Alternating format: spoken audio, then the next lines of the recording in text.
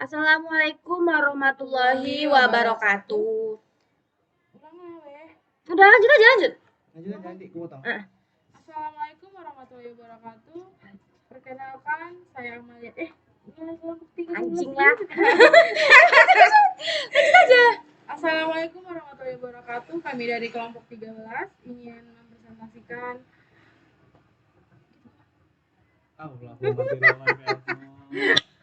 Assalamualaikum warahmatullahi wabarakatuh. Kami dari kelompok 13 beranggotakan saya Lola Plastika Sibuan dan saya Amalia Syuhiba. Saya Muhammad Ali Mansur Saputra. Akan mempresentasikan perhitungan metode Fuzzy Tsukamoto dengan studi kasus beasiswa untuk mahasiswa. Oke, nah, siapa duluan? Kan? Ya. Ini kita di sini aja. Nampak nggak kita ini? Ya, Ya, nampak. Kita nggak usah nampak nggak sih? Anjir. Itu record dong. Gua capek lagi ngonsepnya lagi. Udah aku.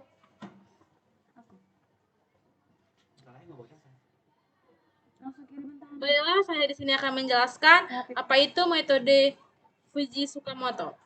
Fujii Tsukamoto adalah sebuah metode yang dikembangkan oleh seorang ilmuwan Jepang bernama Tagaki Tsukamoto pada tahun 1985.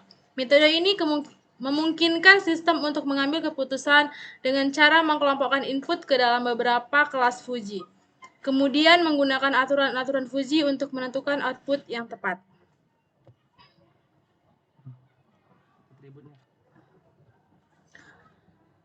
Gimana ngomongnya? Ada beberapa atribut dari data yang kami gunakan. Ada beberapa atribut dari data yang kami gunakan. Yang pertama, IPK. Pada variabel IPK terdapat dua statement, yaitu IPK rendah dan IPK tinggi. Kemudian atribut tanggungan. Pada variabel tanggungan terdapat tiga kategori, yaitu rendah, sedang, dan tinggi. Kemudian atribut penghasilan. Pada variabel penghasilan terdapat tiga, yaitu rendah atau kurang mampu, sedang cukup mampu, tinggi mampu. Ini tanggungan. Aku juga.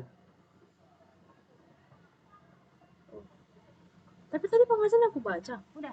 Oh iya, Bang. Lanjut, Bang. Ini tanggungan. Oh.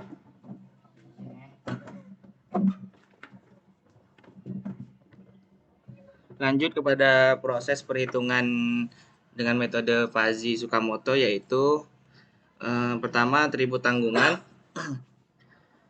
Karena dari data yang digunakan tanggungannya itu berupa angka 4, 2, 3, dan 1, maka dapat ditentukan tanggungan rendah itu, tanggungan dikategorikan rendah jika tanggungan sama dengan 1. Tanggungan dikategorikan sedang jika tanggungan itu bernilai 2 atau 3. Kemudian tanggungan itu berkategori tinggi jika tanggungan bernilai 4. Untuk IPK, IPK itu dikategorikan rendah jika X lebih kecil atau sama dengan 2,75 dan atau 2,75 lebih kecil atau sama dengan X dan X lebih kecil atau sama dengan 3 atau X lebih besar atau sama dengan 3. Kemudian IPK dikategorikan tinggi jika X lebih besar daripada 3 atau 2,75 lebih kecil daripada X dan X lebih kecil atau sama dengan 3 atau X lebih kecil atau sama dengan 2,75. Ini ada grafik yang telah dibuat. Kemudian untuk penghasilan orang tua, kebetulan dari penghasilan orang tua dari data yang kami dapat itu status penghasilannya sudah ditentukan. Jadi kemudian setelah proses ini dapat ditentukan aturan-aturan yang terbentuk pada inferensi Fuzzy.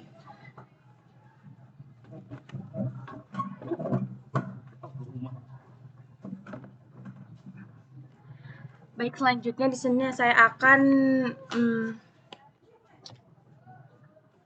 selanjutnya di sini ada aturan-aturan yang terbentuk pada inferensi Fuji. Nah, jadi jika penghasilan rendah dan jika tanggungan rendah dan jika IPK-nya rendah, maka keputusan beasiswanya tidak mendapat beasiswa. Dan selanjutnya ada 18 rules yang terbentuk dalam inferensi Fajri Sugeno. Fajri Sugeno anjir. Oh, nanti dipotong Fajri, ya. Baik, kita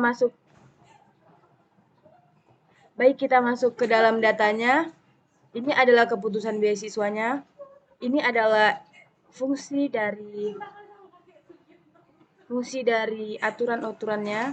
Nah, jika if kolom 13 terdapat status IPK dan kolom 142 terdapat status tanggungan dan kolom 112 terdapat IPK. Nah, kolom 13 ini adalah status penghasilan. Ini adalah fungsinya dan akan mendapatkan hasil seperti ini. Kita juga bisa melihat status dari IPK, ada status dari penghasilan, dan ada status dari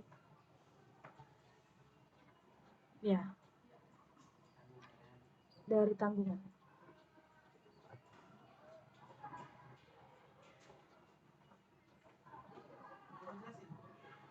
Satu aja aku. Mau dibacain satu? Ini udah kan Bang yang ini? Udah itu. Oke, berarti ada 18 aturan yang didapat di antaranya yaitu. Jadi berarti pulang ya. Baik. Ada 18 aturan-aturan yang terbentuk dalam inferensi Fuji sehingga mendapatkan keputusan yang diinginkan. Yang pertama ada jika penghasilan rendah dan tanggungan rendah dan IPK juga rendah, maka keputusannya tidak mendapatkan beasiswa. Nah, jika penghasilannya rendah, tanggungan rendah, dan IPK-nya tinggi, maka keputusannya beasiswa penuh. Nah, jika penghasilan rendah, tanggungan sedang, dan IPK rendah, maka keputusannya tidak mendapatkan beasiswa. Jika penghasilan rendah, tanggungan sedang, IPK tinggi, dan keputusan beasiswa penuh, maka dan beasiswanya tinggi, IPK tinggi, maka beasiswanya penuh. Dan selanjutnya ada 18 rules yang terbentuk dalam inferensi Fuji. Bisa kita lihat di dalam data keputusan beasiswa. Ini adalah if-nya, fungsinya. Kita masukkan ke dalam Excel. Nah, jika kolom 13 ini adalah penghasilan dan kolom 142 ini ada tanggungan dan kolom 112 adalah status IPK. Udah? Gak usah gue baca semua, terlalu bertele-tele. Oke. Bisa kita lihat dari sini berapa data yang tidak mendapatkan beasiswa dan ada berapa data yang mendapatkan beasiswa penuh.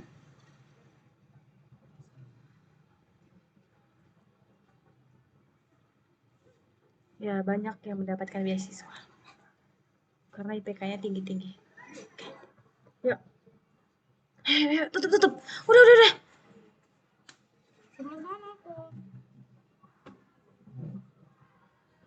Demikian presentasi yang kami sampaikan. Mohon maaf. Udah, ini udah aktif. Udah. Oke. Baiklah, terima kasih. Inilah yang dapat kami sampaikan. Kurang dan lebihnya saya mohon maaf. Wabillahi taufiq wal hidayah. Wassalamualaikum warahmatullahi wabarakatuh.